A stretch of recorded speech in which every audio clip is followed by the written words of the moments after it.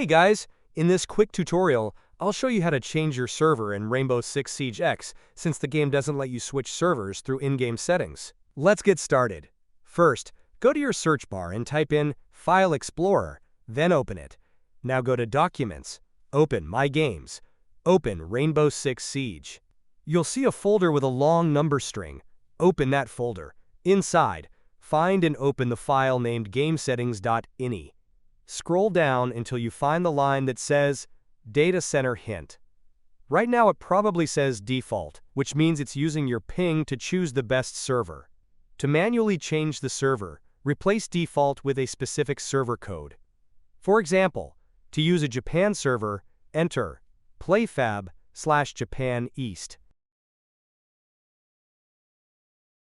Then click on File and save the changes. Now close the file and launch Rainbow Six Siege X. Your selected server should now be active. And that's it. You've just changed your server manually in Rainbow Six Siege.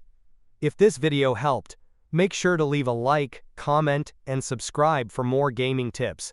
Thanks for watching.